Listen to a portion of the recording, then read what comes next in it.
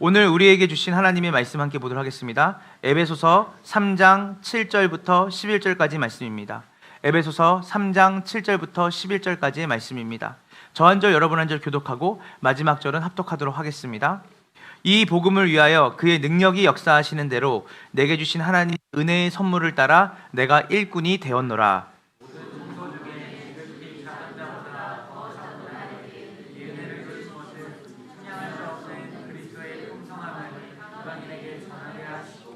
영원부터 만물을 창조하신 하나님 속에 감추어졌던 비밀의 경륜이 어떠한 것을 드러내게 하려 하심이라.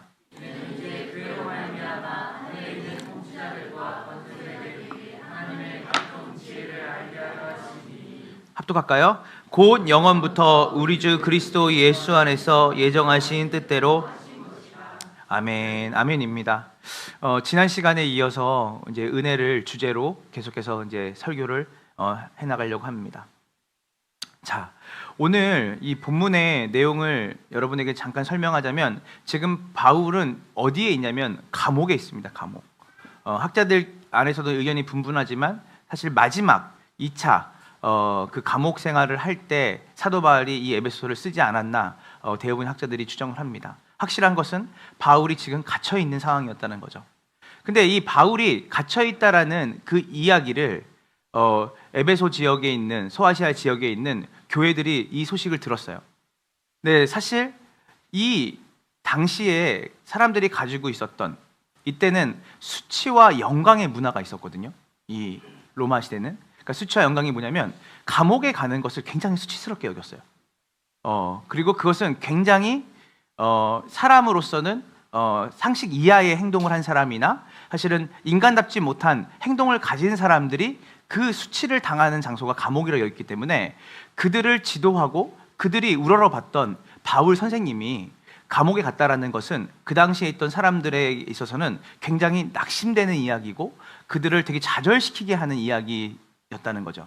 그래서 우리가 지금 바울이 이 에베소서를 쓸 때 가장 특별히 이 본문의 내용을 바울이 기록할 때 어떤 것들이 있었냐면, 낙심에 있는 에베소와 소아시아 지역에 있는 사람들에 대해서 바울은 어떻게 그들을 그 낙심에서 그 바울이 감옥에 갔다라는 그 소식을 듣고 좌절하고 있는 그들에게 바울은 어떻게 그들을 낙심에서 회복시키고 건져냈는지, 그 성경을 통해서 성경을 통해서 낙심에서 건져내는 그 바울의 이야기를 통하여서 우리는 우리 자신뿐만이 아니라 우리가 만나는 사람들, 낙심과 좌절 가운데 있는 사람들에게 우리는 어떻게 그들을 그 낙심과 좌절로부터 건져낼 수 있을까라는 그 가장 중요한 교훈을 오늘 이 본문을 통해서 얻을 수 있는 것이죠.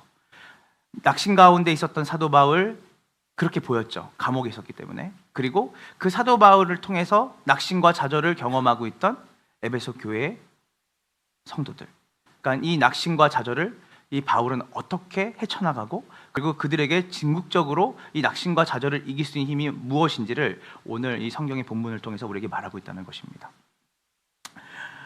여러분, 우리가 이 땅에 살아가면서, 특히 현대시대를 살아가면서 너무 놀랍게도 오늘 우리가 사는 이 시대는 굉장히 많은 사람들이 주관적인 상황을 증시하는 시대를 살고 있다는 것을 우리가 알 수 있을 거예요.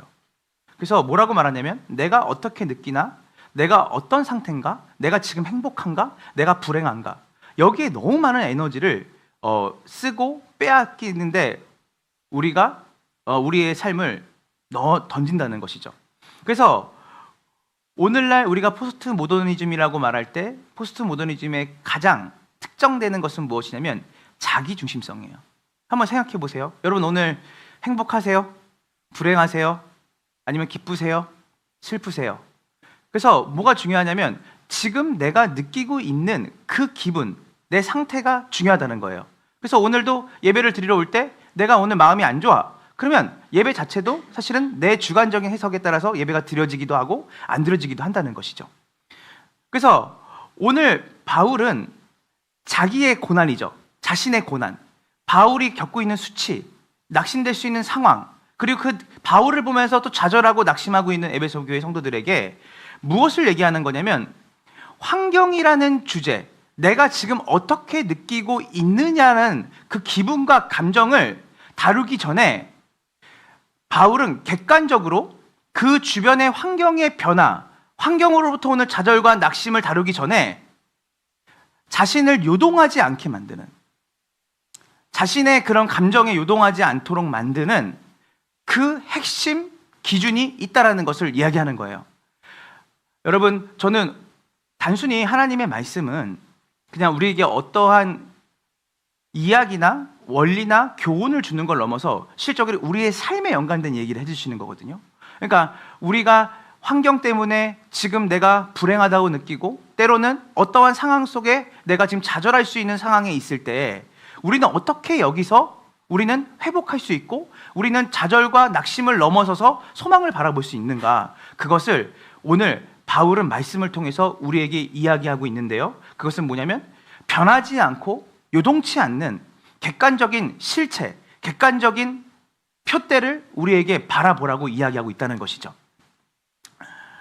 그래서 바울은 오늘 우리가 읽었던 본문 에베소 3장 7절부터 11절을 통해서 뭐라고 말하냐면 하나님과 내가 어떤 관계에 있는지 생각해봐라. 여러분, 이게 되게 중요해요. 먼저 어떤 환경의 상황에 따라서 그 환경이 주는 어떤 감정과 기분에 충실하기 전에 내가 하나님과 어떠한 관계에 있고 지금 하나님은 하나님의 관점에서 지금 나를 어떻게 보고 계실까를 먼저 딱 붙들고 지금 자기가 처해 있는 상황을 보라는 거예요. 여러분, 이거는 어렵기도 하고요, 쉽기도 해요. 왜냐면 뭐가 중요하냐면 어떤 환경과 상황이 딱 왔을 때 특별히 나를 좌절시키고 남들이 볼 때 고난 가운데 있다라고 하는 상황에 딱 놓여졌을 때 우리에게 필요한 건 뭐냐면 지금 하나님은 나를 어떻게 보고 계시지? 지금 나는 하나님과 어떤 관계에 있지? 라고 생각할 수 있는 그 힘은 어디에 있냐면 한번 따라해 보세요. 경건이에요. 그러니까 우리가 어떠한 사건과 사안을 다룰 때 우리가 지금 있는 상황을 바라볼 수 있는 그 하나님의 관점으로 바라볼 수 있는 눈은 훈련이 되어져야 돼요.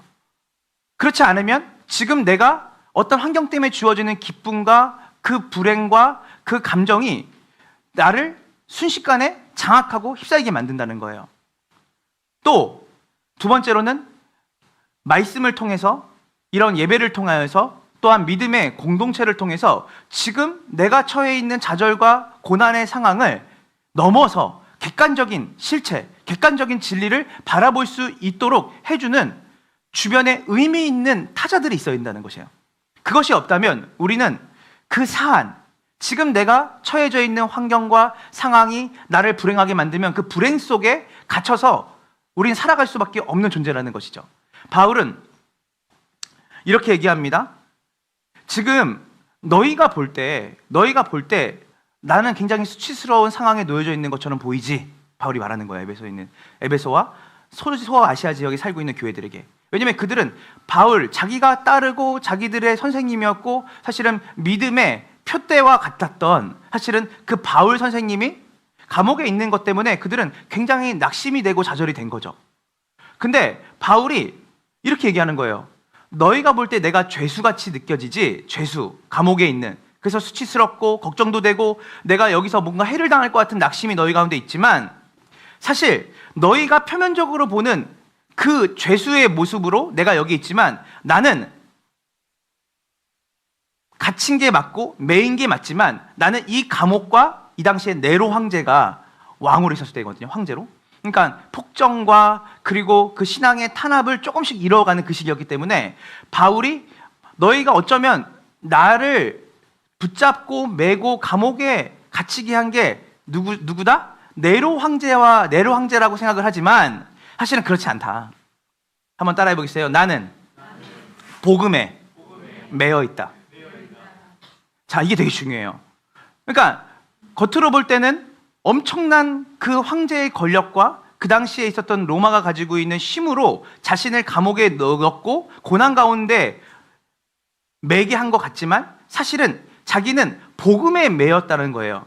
자, 왜냐하면 바울이 감옥에 간 이유는 다른 게 아니에요. 자기를 부르신 그리스도의 사명을 감당하기 위해서 복음을 전하다가 어디 간 거예요?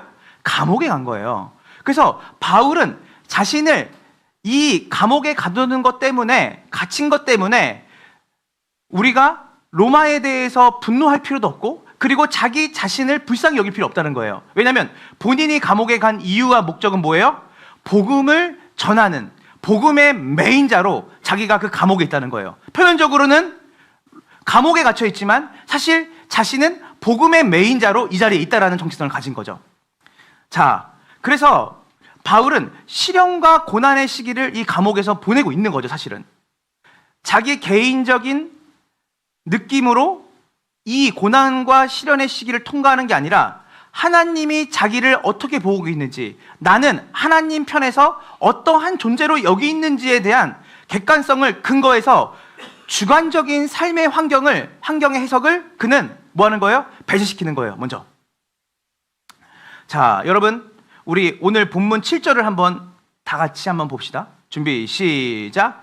이 복음을 위하여 그의 능력이 역사하시는 대로 내게 주신 하나님의 은혜의 선물을 따라 내가 일꾼이 되었노라. 자, 멈춰주세요. 자, 이 복음을 위하여 뒤에 수식어 다 빼고 우리가 읽어볼게요. 이 복음을 위하여 내가 뭐가 되었노라? 어떤 일꾼이죠? 복음의 일꾼이에요. 그러니까 복음을 위하여 내가 일꾼이 되었다. 자, 중요해요. 사도 바울이 자기의 전 생애를 뭐라고 정의를 했냐면, 따라해보세요. 복음의 일꾼. 복음의 일꾼. 이것은 뭐냐면 바울이 자기 생애 전체를 지배했던 핵심적인 자기 인식 중에 하나가 뭐냐면, 나는 뭐다? 복음의 일꾼이다. 자, 저는 여기에 목사로 있고요, 저는 집에 가면 아버지로, 남편으로 있어요. 또 저는 선교단체에 가면 또 그 선교단체를 섬기는 대표 간사로 있어요. 그리고 저는 학교에 가면 학생이 되겠죠. 근데 중요한 건 뭐냐면, 나를 인식하는 가장 핵심적인 자기 인식은 뭐냐면, 저는 복음의 일꾼으로 여기 있는 것이죠. 오늘 여러분이 어떤 위치에서 어떠한 역할을 감당하는지 저는 다 알지는 못해요. 그러나 확실한 것은 뭐냐면, 여러분들에게 여러분의 전 생애를 관통하는 가장 핵심적인 자기 인식은 뭐냐면, 내가 복음의 일꾼으로 오늘 여기에 있구나라는 인식이 여러분에게 있어야 된다는 것이죠. 그래서 고린도후서 6장 4절을 한번 다 같이 보겠습니다. 고린도후서 6장 4절입니다. 준비, 시작. 오직 모든 일에 하나님의 일꾼으로 자천하여 많이 견디는 것과 환난과 궁핍과 고난과. 고린도후서 6장 4절을 쉬운 성경으로 읽으면 이렇게 되어 있습니다. 오히려 우리는 모든 일에 하나님의 일꾼답게 행동했습니다. 우리는 매번 환난과 역경과 어려움을 견뎌냈습니다. 여기서 중요한 건 뭐냐면, 하나님의 일꾼답게 행동했는데 바울이 자기의 삶을 뭐라고 하냐면 매번, every time이에요. 모든 시간 나는 환난과 역경과 어려움을 견뎌냈습니다. 여러분, 예수를 믿는다는 것, 복음의 일꾼으로 산다는 것은 우리에게 넓은 대로가 펼쳐져 있고, 그리고 우리의 삶에 우리의 안락과 위안을 위한 모든 것들이 갖춰져 있는 삶을 산다는 것은 절대 아니라는 것을 바울은 얘기하고 있는 거예요. 복음의 일꾼으로 살았을 때 내 삶에 뭐가 더 많았다? 역경과 환난과 어려움이 있었다. 그러나 그것들이 나에게 닥쳐올 때 내가 했던 행동은 뭐냐면, 나 왜 이렇게 힘든 거지? 왜 이렇게 불행한 거지? 예수님을 따라 산다는데 왜 이렇게 나는 내 삶이 이렇게 불행하고 외롭고 나는 초라해지는 거지? 바울은 거기에 자기의 초점을 맞춘 게 아니라 뭐답게 살았다? 하나님의 일꾼답게, 복음의 일꾼답게 뭐 했다? 행동했다는 거예요. 이게 중요해요. 바울이 가지고 있던 정체성이었어요. 나는 복음의 일꾼이야. 어떤 상황과 환경 속에서도 나는 뭐예요? 복음을 가진, 복음을 소유한 일꾼답게 나는 행동해야 된다는 생각이 있었다는 거예요.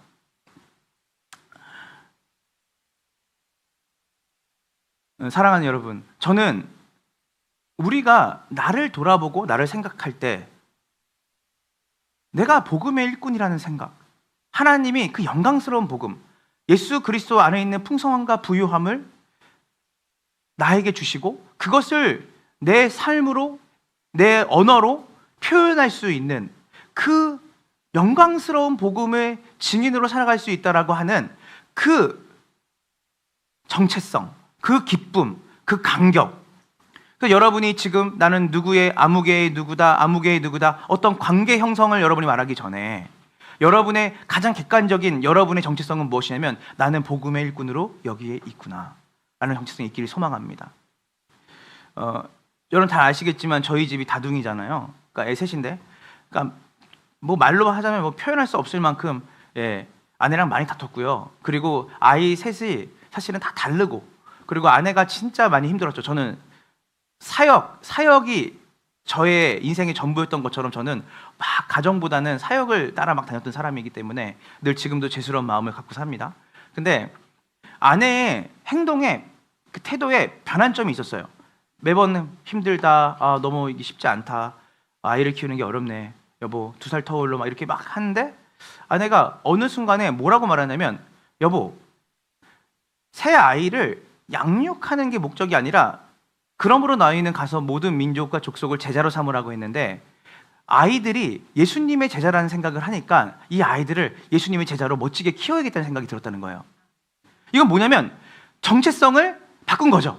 내가 아이를 열심히 잘 키워서 남들 아이들에게 부끄럽지 않게, 그 아이들에게 비교해 있었을 때 잘 키우는 엄마가 돼야지가 아니라 이 아이들을 예수님의 제자로 키워야겠다는 정체성을 가지게 되니까 뭘 먹여요? 말씀을 먹이고. 뭘 먹여요? 아이들을 위해 기도하고. 이런 삶으로 아이들 셋을 혼자서 제자 훈련한다는 생각을 했다는 거예요. 이건 굉장히 큰 변화였어요.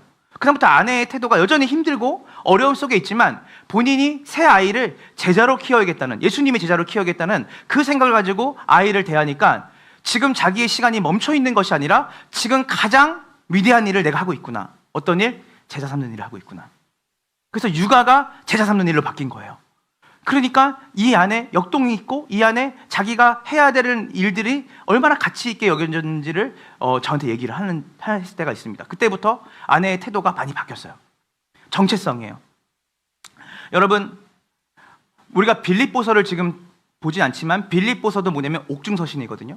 빌립보서도 감옥에 있던 사도 바울이 감옥 바깥에 있던 빌립보 교인들에게 뭐라고 말하냐면 기뻐하라고 해요. 기뻐하라. 그러니까, 그리고 여러분 잘 아시는 것처럼 바로 사도 바울이 감옥에 있을 때 또 뭐 했죠? 복음을 전했어요. 사도 바울은 빌립보서에 써졌던 그 환경 속에서 사도행전을 보면 감옥 안에서 군인들이 복음을 듣는 역사가 일어나요. 간수들이. 그러니까 사도 바울을 지키는 간수들이 복음을 듣는 역사가 일어나고 그들이 주님께 돌아오는 역사가 어디서 일어나냐면 감옥 안에서 일어나요. 그러니까 바울은 감옥 안에 있든지 감옥 바깥에 있든지 그게 중요한 게 아니라 자신이 복음의 일꾼으로 하나님이 자기를 부르셨다는 정체성이 더 우선이었다는 거예요.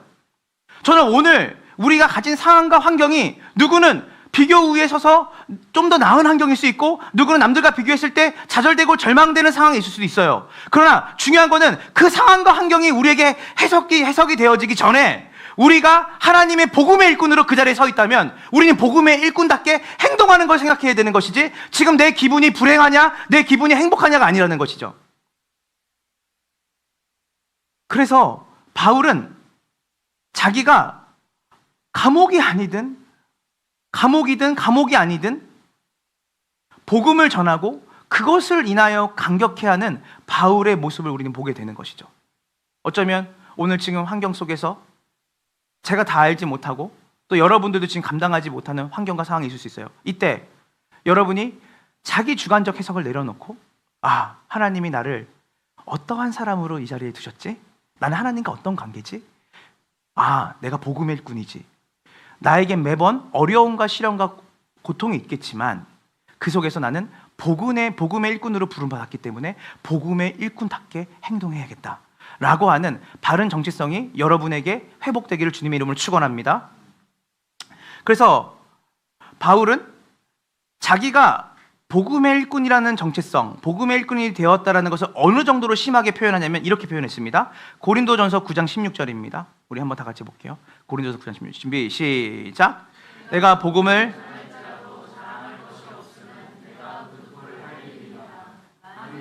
전하지 아니하면 내게 화가 있을지.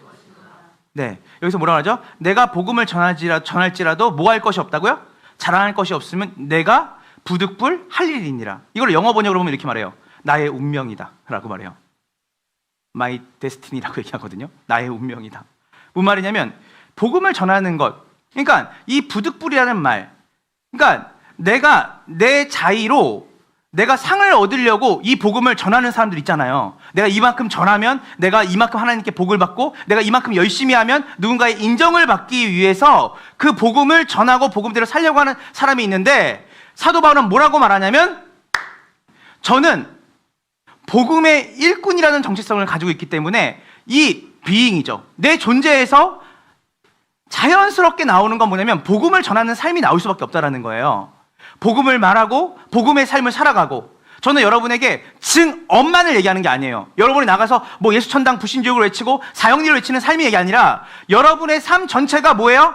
예수 그리스도의 풍성함과 부요함을 담은 자로서 넉넉하게 살아가는 삶을 얘기하는 거예요.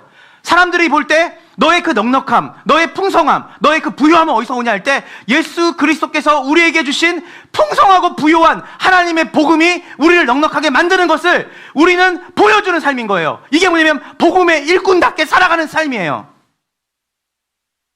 그래서 바울은 얘기하는 거죠. 내가 복음을 전해서 뭔가 자랑을 하려고, 자랑할 거를 얻으려고 하는 것이 아니라 나는 이것이 내 운명이다. 왜냐면 나는 뭘 받았으니까. 나는 예수님을 통해서 풍성하고 부유한 복음을 받은 사람이니까. 난 진짜를 가진 사람이니까. 진짜를 가진 사람의 여유함과 넉넉함이 내게 있다. 그 풍성함과 부유함, 복음의 은혜에 대한 그 풍성함과 부유함이 나를 뭐한다? 자연스럽게 그 복음을 전하는 자로, 감옥에 있든 감옥의 바깥에 있든 나를 그렇게 살아가게 만든다는 거예요. 여러분, 복음이 능력이 있습니다. 여러분들이 한번 생각해 보세요. 낙심되고 좌절하는 사람들이 여러분을 만났을 때 여러분 어떻게 권면하실 거예요? 그래, 네가 지금 느끼는 불행이 맞다. 너 불행하구나. 그래, 너 지금 기분이, 너 지금 환경이 이러니까 너 행복하겠다. 너 행복하구나. 야, 잘 생각해봐. 지금 이 불행과 좌절이 우리를 흔들 수는 있지만 궁극적으로 이 불행과 좌절보다 더 큰 건 무엇이냐면, 우리가 복음의 일꾼으로 지금 이 불행과 좌절을 맞이한다면 우리는 어떻게 행동을 해야 될까? 궁극적으로 하나님의 객관적인 진리로 그 사람을 인도하는 역할이 바로 이 교회의 공동체가 해야 되는지 믿으시길 간절히 소망합니다. 요즘 언니 너무 힘들어요. 형 너무 힘들어요. 집사님, 권사님 너무 마음이 힘드네요. 그럴 때 뭐예요? 그러려고 우리를 하나님이 기도의 자리로 부르셨죠. 지금 우리의 상황과 환경을 넘어서 하나님이 우리에게 하신 일들을 생각해보고, 그리고 그 기도가 가지고 있는 그 우리 안에 회복을 주시는 하나님의 은혜를 우리가 기대하면서 함께 기도합시다. 이것이 교회가 해줄 수 있는 유일한 위로와 격려인지 믿으시기 간절히 소망합니다. 그래서 단순히 정서를 공감해주는 걸 넘어서 뭐 해야 되는 거예요? 지향점을 가르쳐줘야 되는 거예요. 힘들고 어려운 일을 저는 배제하라는 말이 아니고 공감해주지 말라는 게 아니에요. 그들을 공감해줘야 돼요. 그러나 공감해주는 것을 넘어서 그들이 어떠한 정체성을 가지고 지금 여기 있는지까지를 얘기해주지 않는다면 사실은 우리는 자의적이고 주관적인 그 감정 해석에 우리 사실은 아이고 힘들구나, 그래 힘들지, 상황이 이러니까 이럴 수 있을 거야가 아니라 성경이 말하고 있는 그 복음에 가진 능력까지 이 사람이 갈 수 있도록 돕는 게 뭐예요? 진정한 사랑인 줄 믿으시기 간절히 소망합니다. 그래서 복음의 일꾼이고 복음을 전하는 것이 운명이고, 그리고 이 복음의 일꾼이 되었다라는 그 인식을 고린도서에서도 얘기하고 후기에 나온 이 에베소서에서도 변함없이 바울이 자기의 정체성을 이럴 때는 저렇게, 이럴 때는 저렇게 하는 게 아니라 그 정체성을 한결같이 가지고 있다는 것은 우리는 바울의 그 시대적 연대기를 따라서 서술한 서신서에 변함없이 바울이 가지고 있었던 그 정체성 단 하나, 뭐죠? 나는 복음의 일꾼이 되었다 라고 하는 바울의 정체성을 여러분이 생각하시길 소망합니다. 자, 이제 그러면 어떻게 복음의 일꾼이 되었죠? 이제 제가 물어볼게요. 어떻게 복음의 일꾼이 되었죠? 복음의 일꾼 어떻게 되었어요? 자, 우리 7절을 한번 다 같이 보도록 하겠습니다. 7절 다 같이 읽어볼게요. 준비 시작.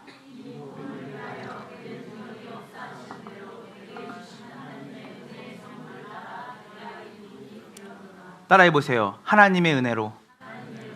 하나님의 은혜로. 자, 복음의 일꾼이 되었다라는 것은 그 사람이 가지고 있는 자격과 조건에 있지 않아요. 우리 예전에 우리 예배 인도하시는 전도사님하고 얘기한 적이 있었는데, 음악을 잘하면 좋죠. 찬양을 할 때. 그리고 좀 우리가 공교하게 하면 더 좋아요. 그러나 그것은 본질이 아니에요. 그것은 있으면 좋고 없으면 불편한 거예요. 그러나 진짜 본질은 뭔지 아세요? 하나님이 나의 자격과 조건에 따라 여기 세우신 게 아니라 예수 그리스도의 한량없는 은혜로 나 같은 자를 하나님이 선대하셔서 나에게 이 직분을 맡기셨구나 라고 하는 그 감격과 기쁨과 그 구원에 대한 벅찬 감사가 있는 사람이 그 자리에 있어야 되는 것이죠. 설교도 마찬가지예요.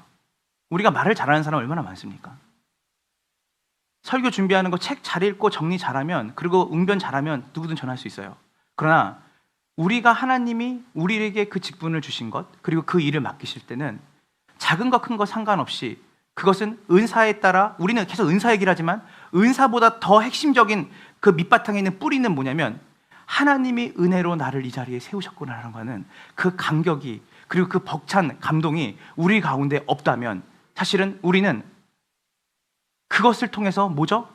내가 이것을 할 만하니까 내가 여기에 있는 거지, 내가 쓰지 않으면, 내가 이 일을 하지 않으면, 바울은 얘기하는 거죠. 그렇게 많이 복음을 전하고 그렇게 많은 사람에게 영향을 미치고 그렇게 많은 교회를 세웠던 바울이 뭐라냐면 내가 자랑할 것이 없다. 나는 부득불 해야 될 일을 했을 뿐이다. 근데 내가 이런 복음의 일꾼으로 그 많은 수고를 했던 건 뭐냐면 하나님의 은혜로 내가 그 일을 할 수 있게 되었다. 내가 결심한 것이 아니다. 내가 노력해서 그 일을 한 게 아니다. 내가 남들보다 탁월하고 훌륭한 재능을 갖고 있기 때문에 그 자리에 있었던 게 아니다. 하나님의 은혜로 자격 없는 나 같은 인물을, 바울이 말하는 거죠. 자기와 같은 인물을, 그리고 저와 같은 사람을, 여러분 같은 사람을 복음을 위한 일꾼으로 불러주셨음을 바울은 고백하는 거예요. 사람들 사이에서는 이런저런 차이가 있는 것 같아요. 아까도 얘기했지만 그게 핵심이 아니에요. MBTI가 핵심이 아니에요. 그 사람의 기질과 성향이 핵심이 아니에요. 그 사람의 소유의 있고 없고가 핵심이 아니고 그 사람이 가지고 있는 달란트가 핵심이 아니에요. 그건 다 껍데기 같은 거예요. 정말 핵심은 은혜가 정말 우리 되게 하냐가 중요한 거예요. 그래서 바울의 생애를 지나갈수록 그의 생애 주기가 말년에 가면 갈수록 바울은 어떤 고백을 더 농도 짙게 하냐면 뭐라고 말하냐면, 따라해 보세요. 나의 나됨은 오직 하나님의 은혜로 말미암이다. 믿으십니까? 이게 바울의 고백이었어요. 시간이 쌓일수록 바울의 업적은 세상에 볼 때 더 커져가만 가는 것 같아요. 후대의 사람들도 바울을 대단한 사람이라 칭송해요. 그러나 바울은 그렇지 않았다는 거예요. 하나님의 은혜로 나를 복음의 일꾼으로 삼으셨다라고 하는 그 감격과 기쁨이 바울에게는 시간이 갈수록, 그의 생애 주기가 익어갈수록 더 가득해지고 충만해졌다는 것이에요. 그래서 여러분, 은혜로 말미암아 복음의 일꾼이 되었다. 그리고 이 복음을 위하여 그의 능력이 역사하시는 대로 내가 일꾼이 되었다. 그래서 여러분, 우리가 바울이 자기 자신을 어떻게 정의했냐면 복음의 일꾼이라고 정의했는데, 여기서 저는 하나님의 은혜가 어떻게 바울의 삶에 작동이 됐는지를 우린 다시 한번 생각해 봤으면 좋겠어요. 자, 여러분, 바울은 자기 자신을 이야기할 때, 그 은혜를 얘기할 때 항상 자기가 얼마나 은혜를 받기에 합당하지 않은 자인지를 늘 얘기하거든요. 바울은 자기 자신에서 이렇게 얘기를 해요. 나는 회방자고, 나는 예수 그리스도의 복음을 대적하던 자였고, 그리고 나는 하나님의 교회를 깨트리는 사람이었다. 사실은 바울이 다메섹에서 예수님을 만나기 전에 바울이 하던 일들은 뭐냐면 그리스도를 따르는 사람들을 잡고 그들을 감옥에 가두고 그들을 죽이는 일을 누가 했다고요? 사도 바울이 했어요. 그런데 그런 나를 하나님이 은혜로, 중요해요. 자격과 조건이 전혀 안 되죠. 그리스도를 따르던 사람들, 열심히 따르던 사람들을 잡아 죽이고 회방했던 자기를 반대로 이제는 그리스도를 증거하고 그리스도가 전부된 사람으로 살아가게끔 하시는 하나님의 역전의 은혜가 바울에게 있었으면 바울은 안 한 거예요.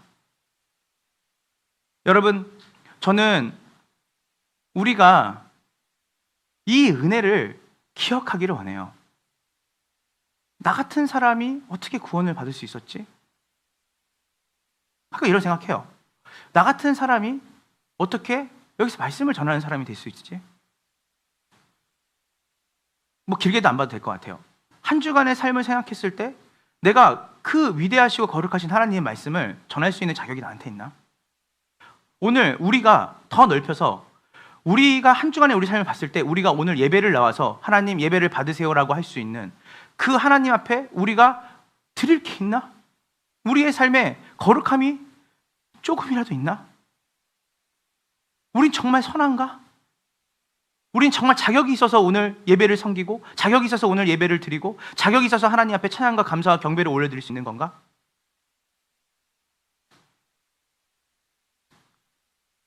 저는 그 인정, 나는 그런 자격이 하나도 없는 사람인데 하나님이 나를 오늘 이 자리에 부르셔서 영광스러운 복음의 예배자로, 복음의 일꾼으로 나를 이 자리에, 우리를 이 자리에 부르셨구나. 저는 여러분, 우리가 기도를 많이 하잖아요. 뭐 기도할 게 많잖아요. 뭐 삶에 대한 기도도 없고 또 그리고 교회를 위한 기도도 해야 되고 또 그리고 여러분들이 하고 있는 그런 어떤 직장 생활도 기도해야 돼요. 그죠? 근데 여러분, 저는 우리가 해야 될 가장 중요한 기도가 뭐냐면 오늘 바울이 뭐라고 말하냐면 8절에 뭐라고 말하죠? 모든 성도, 7절을 볼게요. 7절 다 같이 다시 읽어볼게요. 시작. 이 복음을 위하여 그의 능력이 역사하는 대로. 자, 보세요.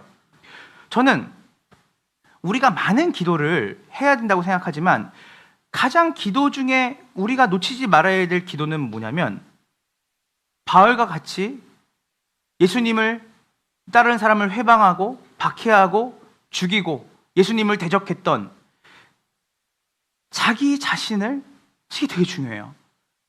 하나님과 반대되어서 대적하며 살았던 자기의 삶을 송두리째 바꿔놓는 그리스도의 은혜의 십자가의 보혈이 내 삶에 지속적으로 나 같은 죄인을 살리신 하나님의 은혜를 경험할 때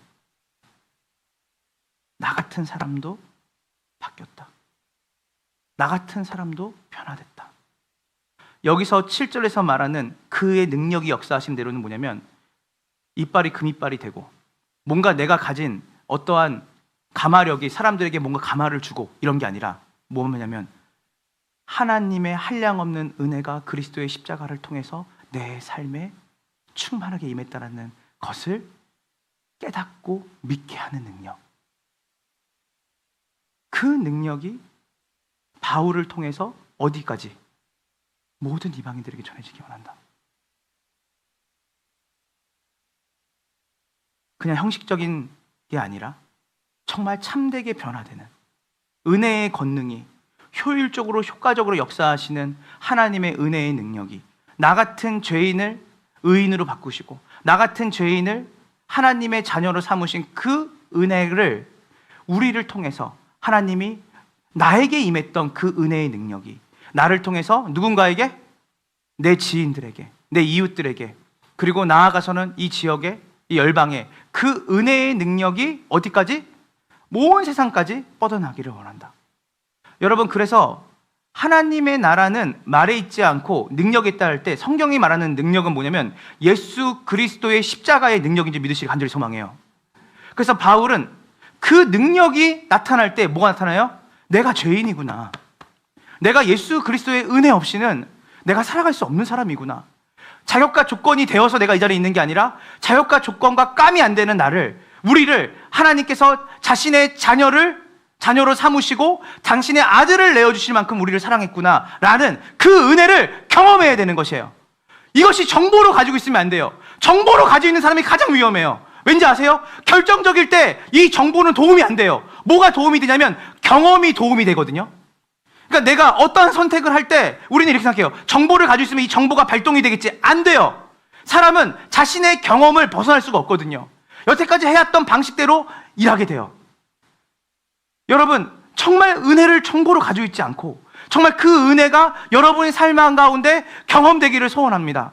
그래서 여러분들이 겸손해져야지, 내가 그래도 뭘 해야지 이런 척을 하는 게 아니라 정말 I'm the worst, 나는 최악 중에 최악이다. 바울이 얘기했던 그 고백은 바울이 그런 척한 게 아니라 그는 실제로 은혜의 능력을 경험한 사람인 거예요. 그래서 바울은 자기 자신에 대해서 많이 말하지 않아요. 사실은 내가 어떤 사람인데, 내가 뭘 했는데, 바울이 삼층천을 갔다는 것도 그 자기가 그 환상 중에 그 얘기도 부득불 자랑한 거예요. 왜냐하면 하나님의 말씀에 대한 그 권위를, 자기에게 하나님이 주셨다는 것을, 전할 수 있는 권위를 주셨다는 것을 사람들이 반박하니까, 복음을 전해도 니 가진 게 뭔데 이렇게 말하니까, 그러면 다들 영지주의자들이 환상과 신령한 것들 얘기하는데, 나도 그런 거 안 경험한 거 아닌데 너네가 그 얘기하니까 나도 그 얘기를 좀 해보겠다. 그러나 이것은 아무것도 아니다.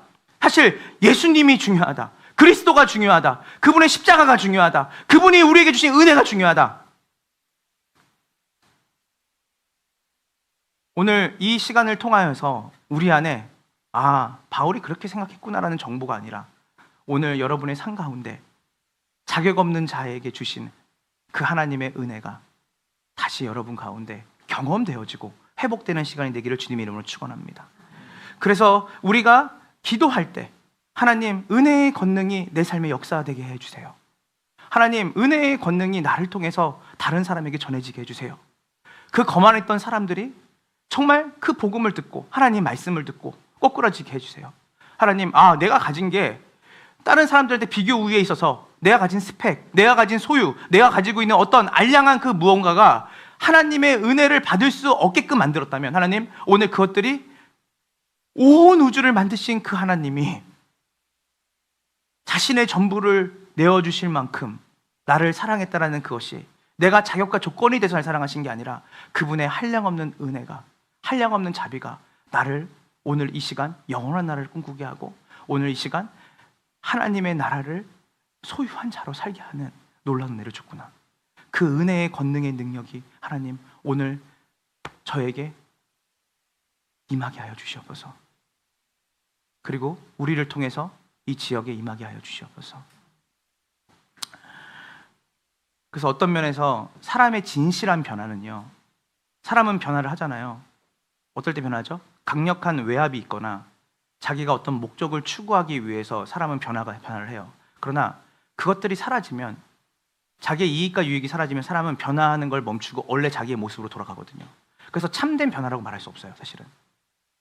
그런데 은혜의 권능이 우리 가운데 역사할 때 사람들은 정말 참된 변화를 경험하게 되거든요. 인생이 보는 눈이 달라져요. 사람을 보는 눈이 달라져요. 늘 손가락질하고 늘 정죄하고 늘 사람들을 내리깔고 보거나 그냥 그 사람이 가진 것 때문에 높이 봤던 그 눈이 낮아지고, 자기 자신을 향해 구부러졌던 것들이 이제는 내가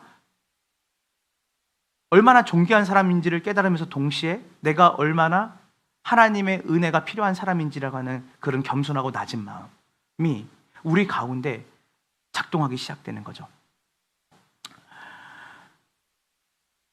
세상을 더없이 사랑하고 세상의 쾌락을 일정한 음식보다 더 좋아하던 사람도 변해서 하나님을 즐거워하고, 하나님을 위하여 인생 전부를 내어드릴 수 있는 참된 삶의 변화는요, 하나님의 권능의 은혜가 임할 때 가능해요. 손해를 생각하고, 그리고 내가 드린 것에 대해서 사람들이 누군가는 알아줘야 되지 않을까? 라고 생각하는 그 마음. 죄송해요. 지금이 은혜의 권능이 우리에게 필요할 때예요. 나같이 죄인 중에 괴수인 사람을 들어서 하나님이 영광스러운 복음의 일꾼으로 나를 삼으셨구나 라고 하는 그 감격과 기쁨, 자격 없는 자에게 주신 하나님의 은혜.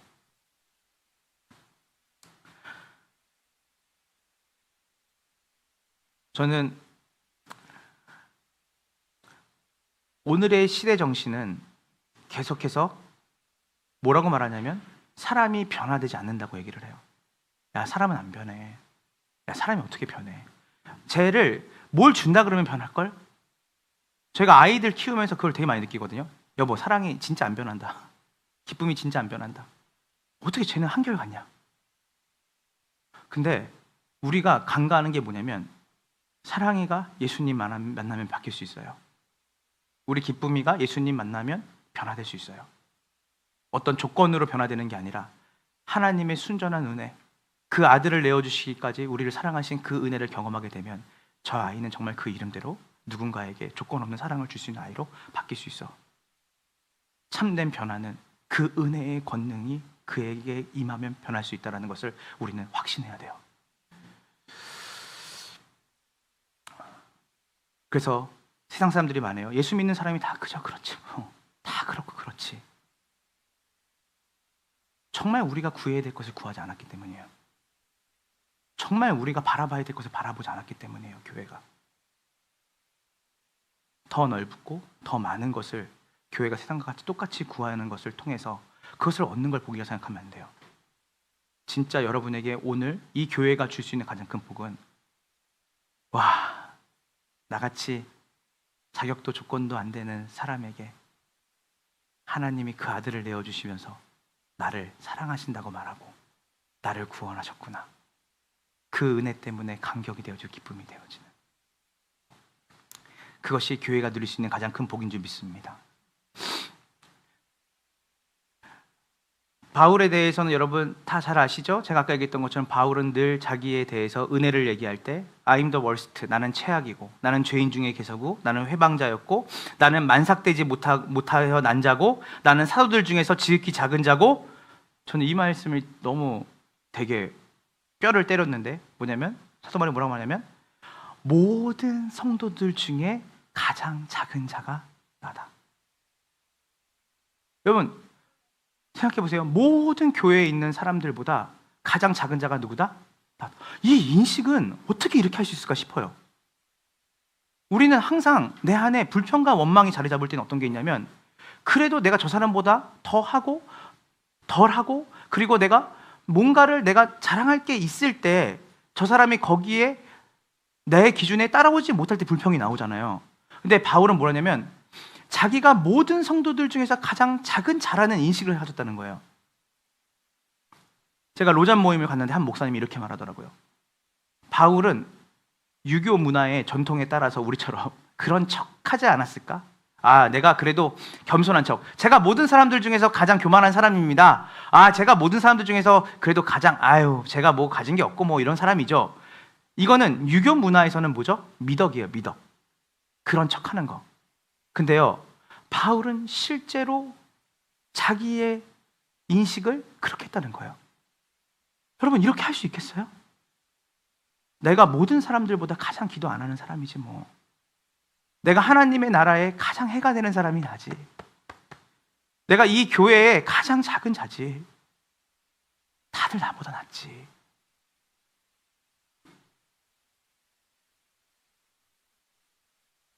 사랑하는 여러분, 우리가 세상의 일을 하면 할수록, 우리가 세상에서 우리가 막 일을 하잖아요. 여러 가지 세상의 일뿐만이 아니라 우리의 모든 일이 그렇죠. 계속하고 반복되면 반복할수록 뭐가 되죠? 우리는 전문가가 돼요. 그래서 처음에는 내가 이거 어떻게 악기를 다뤄야지 하다가 그 악기를 계속 다루다 보면 그 악기에 뭐가 되는 거죠? 전문가가 되기 시작해요. 예전에 신학교 다닐 때 설교 한번 하라 그러면 그렇게 손이 벌벌 떨려요. 설교를 어떻게 해야 되지? 그래서 제 친한 친구가 같이 교회를 열심히 다녔었는데 제가 처음으로 기억이 나요. 설교하기 전에 기도 인도를 먼저 하는데 앞에 나가서 기도 인도를 5분 하는 거예요. 예배 전에. 그래서 제가 신학생이니까 나가서 기도 인도를 하라고 하는데 제가 그 친구한테 내 손 한번 잡아보라고, 나가기 전에 했더니 진짜 손이 이렇게 떨리는 거예요.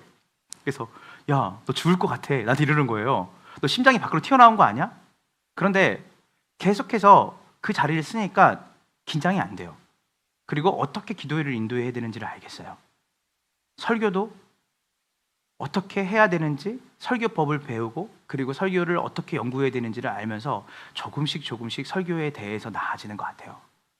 세상의 모든 일 다 같은 이치예요. 우리는 계속 그 일을 하면 할수록 전문가가 되는 게 너무나 당연한 일인데, 여러분, 이 은혜가 지배하는 삶의 특징이 뭔지 아세요? 은혜를 깨달을수록 내 자신이 너무나 보잘것없고 너무나 무자격하고 너무나 하나님 앞에 설 수 없는 사람이라는 것을 더 깊이 깨닫게 돼요. 내가 은혜를 알아가 아니라 은혜를 생각하면 생각할수록 더 내가 하나님 앞에 설 수 없는 사람이었구나.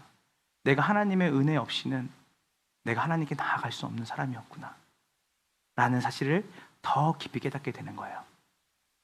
여러분 머릿속에 한번 그래프를 한번 그려보시겠어요? 처음에는 교회를 나올 때 어떻죠, 여러분? 예수님 믿을 때 내가 믿었지, 내가 교회 나왔지, 내가 수련회 가기로 결정했지, 오늘 주일 예배 내가 준비해서 왔지. 네, 맞아요, 표면적으로는. 그런데요, 여러분, 점점 예수님을 알아가고 그 은혜를 알아갈수록 나라는 주어가 빠지게 돼요. 하나님이 나를 영광스럽게 여기서 여길 부르셨지, 하나님이 나를 그 자리에 있게 하셨지, 하나님이 나에게 섬길 수 있는 은혜를 주셨지. 그래서 은혜를 생각하면 생각할수록 우리 자신에 대해서는 무가치함을 느끼고, 반대로는 하나님이 우리에게 주신 은혜와 사랑에 대해서는 더 역설적으로 커지는, 그 커지는 하나님의 은혜를 경험하는 자가 된다는 거예요. 참 신기하죠? 세상이 말하는 전문성은 하면 할수록 거기에 대해서 교만해지고 거기에 대해서 자신감이 넘치지는데, 하나님의 은혜는 반대로 점점점 우리 자신에 대해서는 확신을 가질 수 없게 만들어요. 알면 할수록. 그래서 나의 나 된 것은 오직 하나님의 은혜라고 바울은 고백하는 것이죠. 그래서 저는 여러분이, 주님은 빛이라고 성경을 얘기하거든요. 빛. 어둠 반대가 빛이잖아요. 여러분이, 저는 빛이신 주님 앞에 가까이 더 친밀한 사귐과 더 친밀한 만남의 자리 안으로 들어가면 여러분이 어떻게 되죠? 더 밝히 보이게 되죠. 빛이 가까워지면 더 밝히 보여져요. 그러면 옛날에는 그냥 막연하게 이 정도만 살면 그래도 괜찮은 그리스도인이지, 이 정도만 살면 그래도 나는 괜찮은 사람 아닐까? 라고 하는데, 역설적으로 그 빛이 가까워지면 가까워질수록 나의 추악함과 나의 더러움과 나의 어두움이 더 선명하게 보여지는 참된 기독교의 역설이 거기서 나타나기 시작하는 것이죠. 저는 여러분이 빛으로 더 나아가기 원해요. 저는 여러분들이, 사도 바울이 그 감옥에 있든 바깥에 있든 그는 복음을 통해서 자족하기를 배웠다고 얘기하거든요. 바울은 하나님과의 친밀한 사귐과 하나님 안에 그 은혜의 권능으로 주님께 나아가는 그 일을 이렇게 얘기했어요. 따라해 보시겠어요? 나는 날마다 죽노라. 바울은 날마다 죽었는데 어떻게 사람이 계속 죽겠지? 그 말은 뭐냐면, 그 하나님의 은혜 앞에 자기를 늘 세웠다는 얘기예요. 자기의 자아는 죽이고 하나님의 은혜가 자기의 삶에 더 선명하고 밝게 빛나는, 풍성하게 경험되는 그 일을 날마다 그분 앞에서 그분의 은혜를 기억하고 생각하는 일을 했다는 것이에요. 지금 마음에, 여러분의 삶에 때로는 낙심이 되고 좌절이 되고 원망이 되고 불평이 되는 상황 가운데 여러분이 있다면, 오늘 이 시간 여러분이 복음의 일꾼으로, 하나님의 은혜로 여러분이 그 자리에 있다는 걸 생각하시고, 내가 정말 복음의 일꾼으로 살아가고 행동할 수 있는 가장 큰 동의는 뭐냐면, 여러분이 하나님께 받은 은혜를 깊이 생각할 때, 내가 복음의 일꾼이 되어야지가 아니라 여러분의 삶에 그 은혜가 여러분을 통해서 흘러넘치는 삶으로 여러분의 삶이 나아갈 줄로 믿습니다. 말씀을 마무리합니다.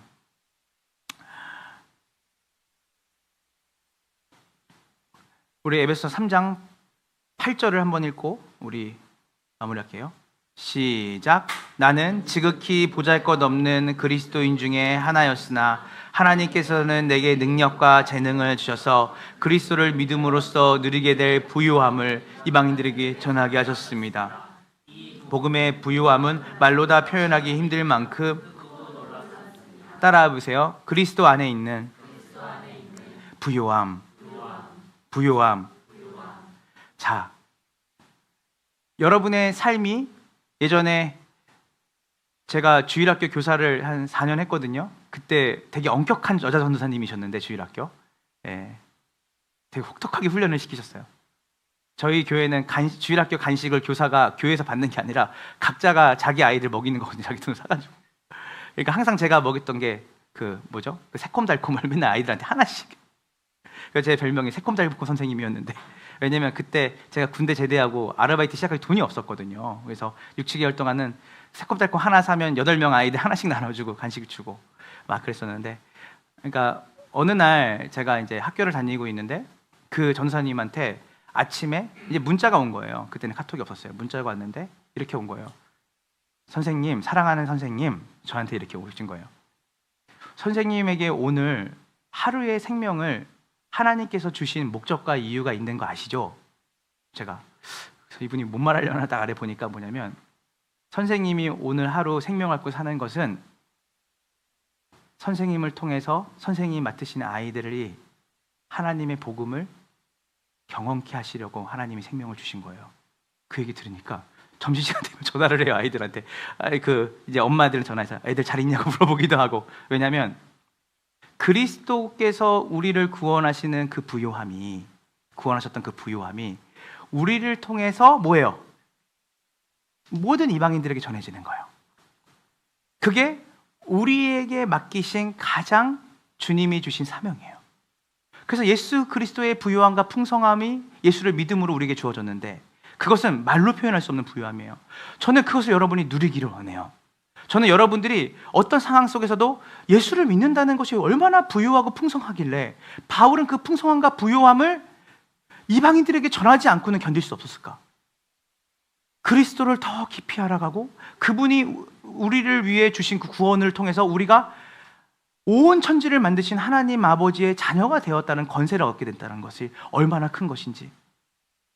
왜 필립 얀시라는 작가는 온 우주의 역사를 하나님께서는 지극히 작은 한 성도의 골방에서 하나님은 그 역사를 운행하신다라고 했는지, 여러분의 기도가 결코 작지 않고 여러분이 하나님의 자녀가 되었다라는 그 위치는 사실은 여러분이 하나님 나라를 소유한 사람, 그것을 누리는 사람, 어떤 상황에서도 흔들리지 않는 평안과 그 샬롬을, 부요함을 가진 사람으로 살아갈 수 있는 그 부요함과 풍성함을 여러분이 이미 가지고 있다는 것이에요.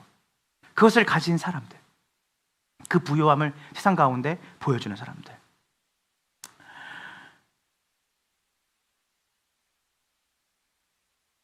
오늘 이 시간 우리가 함께 이제 기도하기 원하는데요. 여러분, 좀 생각할 게 되게 많잖아요. 우리가 인생을 살다 보면 뭐 이것도 생각하고 이것도 걱정해야 되고 이것도 저것도 염려할 것도 많아요. 그러니까 너무 다사다난한 세상이에요. 그래서 여러분의 마음과 생각을 빼앗기게 하고, 여러분의 기도도 딱 기도하려고 보면 기도할 건 너무 많은 것 같은데 내가 어떤 기도로부터 시작해야 될지를 모르는 분들이 많아요. 왜 그럴까요? 왜냐면 세상이 우리한테 뭐냐면 복잡한 세상 속에 여러분에게 복잡함이라는 선물을 계속 줘요. 그러니까 선뜻 기도하려고 그러면 입이 안 떨어져요. 왜냐면 뭐냐면 정작 중요한 거는 한 가지인데 그 한 가지를 구하지 못하게 만들어요. 머리가 복잡해. 지금 내 감정에 너무 함몰되어 있어. 난 지금 기쁘지 않아, 나는 행복해, 나는 불행해, 이런 여러 가지 기목이 있어요. 근데 여러분, 오늘 여러분들이 변두리에 있는 것들을 다 떼어놓고 핵심만 가지고 하나만 딱 기도한다면 여러분이 뭘 붙잡아야 되냐면요, 하나님, 지극히 보잘것없는 저에게 주셨던 그 하나님의 은혜가, 그 은혜의 감격과 그 은혜로 충만해져서 그 눈물 없이는 하루하루 살아갈 수 없을 때가 저한테 있었거든요. 감격이. 여러분 그거 아세요? 너무 기도하다가 울면 눈이 아파요. 제가 북한을 위해 기도할 때, 위구르를 기도할 때 그렇게 기도하면서 울었거든요. 한 번도 가보지 못했는데 거기 살고 있는 사람들 생각하면 눈이 너무 아파요. 그러니까 너무 울어가지고 5시에 새벽 기도 나가면, 제가 진짜 그 교회에 한 50명 60명의 권사님들이 기도하면 제가 나가면 그냥 문 열고 나갈 때 보면 진짜 왕사모님 한 분밖에 안 계셨어요. 근데 무슨 기도했냐면 두 가지였어요. 하나님, 저에게 은혜를 주세요. 하나님, 저에게 은혜를 주세요. 하나님, 저에게 은혜를 잊어먹지 않게 해주세요. 하나님이 나에게 주신 은혜를 기억하게 해주세요. 그리고 두 번째 뭐냐면 그 은혜를 저 북한 땅의 위구르 땅에도 그들도 경험하게 해주세요. 경험하게 해주세요. 그래서 학교를 가는데 3시간 반을 가는 거였어요. 저희가 지금도 제가 그 멀리서 이제 저희 교회에 이제 올 자매가 있는데, 그 자매가 제가 다녔던 모교에서 이제 기숙사에서 오는데 여기까지 얼마나 걸렸냐 했더니 그때 3시간 반이 걸렸다 그러더라고요. 오는 데만, 편도만. 근데 제가 그 편도 왕복 7시간이잖아요. 그러면 아침에 새벽기도 끝나고 이제 학교를 막 가요. 가면 여러분 그 인천에서 어디까지 가냐면 저기 이제 신도림까지 가거든요. 그래서 환승을 하는 거예요. 수서까지도. 그때는 분당선이 없었어요. 그래서 막 가면 진짜 사람들이 엄청 많잖아요. 평일 아침이니까. 시험이 끝나고. 근데요, 제가 항상 귀에 이어폰에 뭘 꽂고 갔냐면, 그때 당시에 뭐가 나왔냐면 멈출 수 없네라는 찬양이 나왔어요. 주 날 구원했으니 어찌 잠잠하리, 나 기쁨에 노래 부르고 찬양 부르리. 근데 그 3시간 반을 가는데 너무 좋은 거예요. 너무 기쁜 거예요. 그렇게 1년 반을 왔다 갔다 했거든요. 근데 너무 좋았어요. 그리고 그거 끝나고 오면, 학교 끝나면 이제 밤 9시 되면 인천에 다시, 그 용인 그 마북리부터 인천까지 또 와요. 왜냐면 밤에 같이 모여서 기도하는 친구들이 있었거든요. 2명, 저까지 3명. 그러면 그 친구들하고 모여서 밤에 뭐 기도하냐면, 일단 각자 기도하고 우리 모이자 해요. 그 골방에서. 그 위에 다락방 방송실이 있었는데, 그러면 3사람이 그냥 침묵기도 틀어놓고 그냥 각자 벽 보고 기도하는 거예요. 1시간 동안. 네. 근데 기도하면 어때는 모여야 되잖아. 마지막에는 그래도 합심해서 한 가지는 기도하고 끝내야 돼, 교회를 위해서. 근데 모이라 그러면 남자 둘이서 콧물 너무 덤벅대가지고 잠깐 1시 갔다 올게, 1시 갔다 올게 하고. 그러면 제가 물어요. 넌 뭘 그렇게 기도했냐? 1시간 동안. 그 뭐냐면 뭐라 그런지 아세요? 자기가 너무 죄인이어서 오늘 하루를 살면서 자기가 생각했던 거, 말했던 거 하나하나 하나님이 생각나게 하시는데, 회개를 하다 보니까 자기가 다 끝나지도 않았는데 이런 내가 구원받을 자격이 있냐 할 때 예수님의 십자가의 은혜가 자기의 맨 마지막에 경험이 되어진대요. 그게 저희에게 365일 밤마다 모이는 기도에 있었어요. 그래서 선교단체 시작하고 전도하기 시작한 거예요. 그게 동력이었어요. 은혜. 그 어디를 가든 뭘 하든 정말 그 분주한 지하철 역사 속에서 막 바쁘게 가는데, 누가 나한테 이런 고생하라고 말한지도 않았는데, 그 아침에 저는 그때 우리 교회에서만 기도해야 되는지 알았어요. 새벽 기도를. 그리고 잘 때도 새벽 기도 시간에 가서 그 교회에 가서 그 자리 가서 기도해야 되는지 알았어요. 되게 지금 생각해보면 되게 어리숙한 거죠. 근데도 항상 자다가 일어나면 못 일어날까봐 새벽 3시에 딱 눈 떠요. 눈 뜨면 이러다가 1시간 반만 자고 일어나면 못 가는 거 아니야? 그럼 자다 깨다 지금 생각하면 그냥 그 자리에서 기도하면 되잖아요. 근데 그래서 딱 4시 한 15분 되면 가장 먼저 뛰어가요. 이게 후드티, 제가 입는 맨날 모자 달린 거 이렇게까지 뛰어가지고 올라가서 그 자리에 앉으면 주님이 저에게 주시는 그 마음은 말로 표현할 수 없는 사랑이고 은혜고 자비예요. 제가 그 당시에 가장 인정받지 못했던 청년 때였거든요. 내가 뭘 해야 되지? 군제대하고 학비는 없고. 근데 가면 주님이 나 같은 사람 자격 있다고 말씀하시고, 저를 통해서 하나님이 일하신다고 얘기하고, 그러니까 그 멈출 수 없는 기쁨이 저한테 있었어요. 그거는 세상이 알지 못해요. 자격과 조건이 없다고 세상은 말하는 그 시기 때 하나님은 나를 가장 영광스럽고 나를 가장 위대하다고 주님 말씀하셨고, 그리고 그 일이 주님의 복음을 전하는 그 일로 주님이 저를 사용하신다는 거였어요. 저는 오늘 여러분들이 이 은혜의 권능의 능력이 여기 서 있는 저에게 먼저 회복이 되고, 또 여러분에게 회복이 되어서 한 주 동안 우리의 삶 가운데 자격 없는 자, 조건 없는 자에게 주신 한량없는 그 예수 그리스도를 통해 주신 하나님의 은혜가 여러분의 삶에 문득 버스를 기다리다가도, 운전하다가도, 여러분이 요리를 하다가도, 아이를 돌보다가도, 일터에서 정신없이 일을 하다가도 내가 뭔데 주님이 나에게 이런 은혜를 주셨지. 그래서 그 능력의 권능, 하나님의 은혜의 권능이 오늘 우리를 휘어잡고 우리를 사로잡는 하나님의 사랑이 나를 강건하시는도다. 바울의 평생의 사역에 그 은혜의 사랑이, 은혜의 권능이 자신의 삶을 권능으로 자신의 삶을 사로잡았기 때문에 바울은 자기의 삶을 전체로 하나님 앞에 관제로 제사로 드릴 수 있었어요. 오늘 이 시간 그 은혜가 오늘 함께하는 교회 우리 복된 성도들의 삶 가운데 회복되어지는 하나님 귀한 이 시간이 되기를 주님의 이름으로 축원합니다. 우리 함께 찬양하며 나갑시다. 은혜 아니면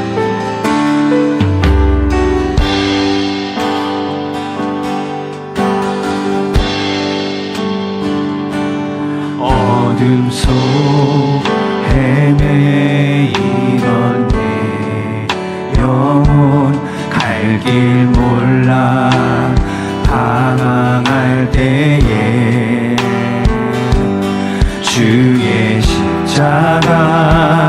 영광의 그 빛이 나를 향해 비추어 주셨네. 주홍빛보다 더 붉은 내 죄 그리스도의 피로 씻기어 완전한 사랑 주님의 은혜로 새 생명 주께 얻었네. 은혜 아니면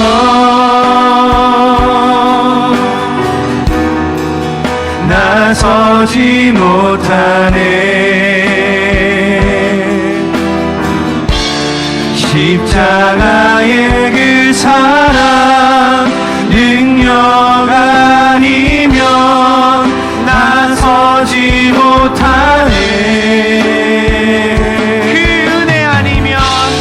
그 은혜 아니면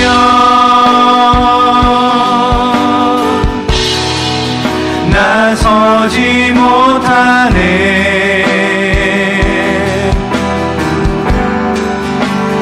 놀라운 사랑 그네 아니면 나서지 못하네. 우리 말씀 우리 기억하는 2절을 다 같이 함께 불러갑시다.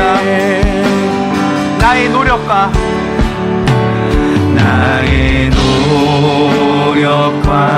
의지가 아니 오직 주님의 그 뜻 안에서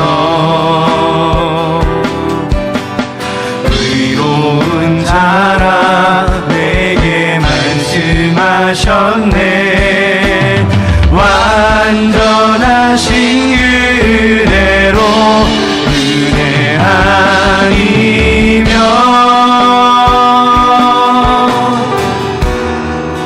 나서지 못하네. 십자가의 그 사랑 능력 아니면 나서지 못하네. 은혜 아니면 나서지 못하네.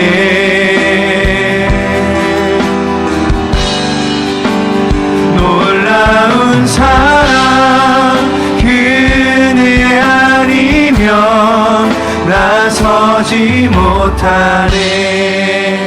우리 시간 곡조 있는 우리 고백으로 기도 올려줍시다. 은혜 아니면 바울의 고백이죠. 나서지 못하네. 십자가의 그 사랑 능력 아니면 나서지 못하네. 은혜 아니면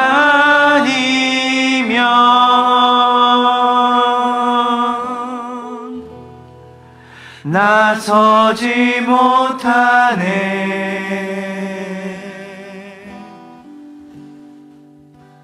놀라운 사랑 그네 아니면 나서지 못하네.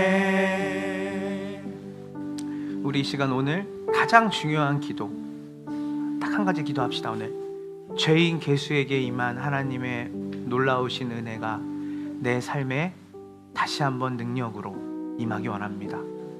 하나님, 다른 거 많이 구했는데 생각해보니까 이게 저에게 없었네요. 그러니까 마음에 불평이 들고 마음에 원망이 들고 낙심이 되고 좌절이 되는 것은 변하지 않는 그 진리, 그 은혜, 하나님이 나에게 주신 그 은혜가 내 삶의 어느 순간에 기도로도 내가 주님 앞에 그 은혜를 달라고 기도하지 않고 그 은혜를 확인시켜달라는 기도가 어느 순간 내 삶에 사라졌음을 고백합니다. 그러니 자랑하고 싶어집니다. 자격을 운운하게 됩니다. 내가 얼마나 주님 앞에 헌신했는지를 이야기하고 싶어집니다. 부득불 나의 운명이다. 내가 이렇게 사는 것은 그 은혜에 대한 자연스러운 반응이지. 오늘 이 시간 하나님, 다른 어떤 것보다 하나님이 죄인 개수에게 주신, 우리에게 주신 예수 그리스도의 한량없는 은혜가 정보가 아니라 다시 한번 내 삶의 쓰나미처럼 저의 심령을 강타하는 오늘 복된 주일 되게 하여 주시옵소서. 은혜 아니면 설 수가 없고 은혜 아니면 살아갈 수가 없습니다. 하나님, 그 은혜가 우리의 삶에 죄를 이기게 만들고 그 은혜가 우리 삶의 거룩을 만들어 갑니다. 하나님, 오늘 이 시간 그 은혜, 하나님 정말 눈이 아플 정도로 울고 지나가는 사람들만 봐도 울고 저들은 알까? 그 은혜가 저들에게 주어졌음을 알까? 그 은혜가 내 삶의 가장 큰 기쁨이 되고 차비가 없고 정말 내 삶에 뭐 하나 보장된 게 없을지라도 정말 그 은혜 때문에 내 삶에 힘이 들어가고 마저 그 주님이 주신 그 은혜가 나의 삶에 충만해지기만 한다면 나는 더 이상 바랄 것도 없다 라고 고백하며 드렸던 우리의 삶이 있었을 겁니다. 오늘 이 시간 하나님, 그 은혜가 오늘 우리 가운데 회복되어지는 삶, 경험되어지는 삶 되어지도록 우리 이 시간 다같이 가장 중요한 기독교의 가장 중추적인 하나님 그 은혜를 구하며 주님 앞에 나아갑시다. 주여,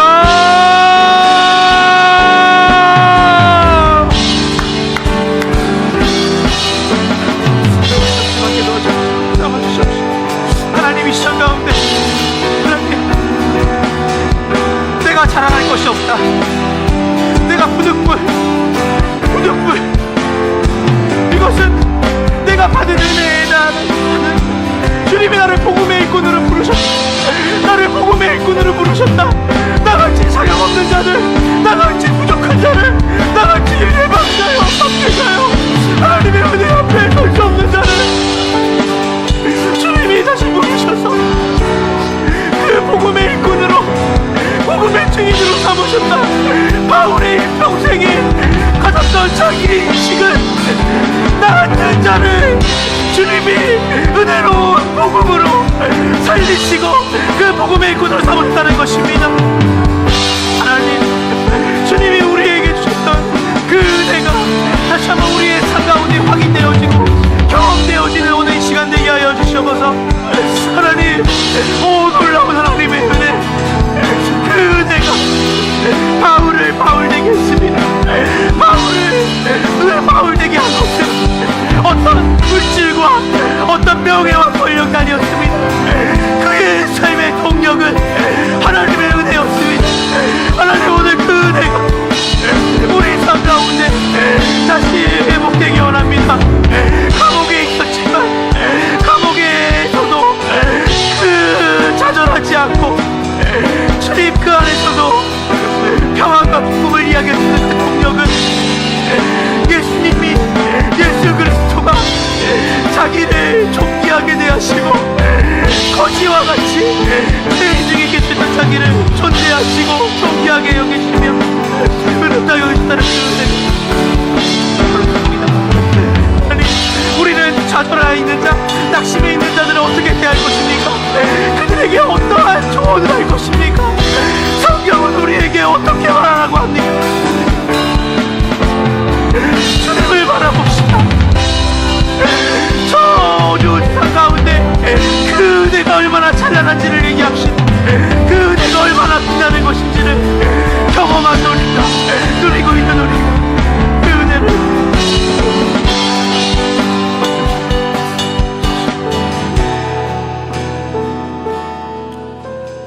오 하나님, 감사합니다. 복된 주일, 사도 바울이 감옥에 있었고 낙심하고 좌절할 수밖에 없는 상황이었지만 또 사도 바울이 감옥에 가 있는 것을 통해서 낙심했던 에베소와 소아시아 지역에 살았던 성도들에게 바울이 감옥에 대한 이야기를 한 것이 아니라 자기의 감정과 기분에 갇혀서 이야기한 것이 아니라 그는 객관적인 하나님의 진리를 바라보며 자신이 이 감옥에 있는 것도 복음의 일꾼으로 이 감옥에 있었다라고 하는 바른 정체성을 가졌고 그리고 그 감옥 안에 있던 바울이 빌립보서에서 기쁨과 평안을 얘기했던 것도 사실은 다른 어떤 것보다 세상이 줄 수 있는 그 어떠한 기쁨보다 가장 큰 기쁨, 내가 그리스도 안에서 구원을 받았고 그분의 한량없는 사랑을 이미 받은 자라는 그 감격과 기쁨이 바울에게 매일같이 있었습니다. 하나님, 우리가 무엇을 놓쳤는지를 생각하기 원합니다.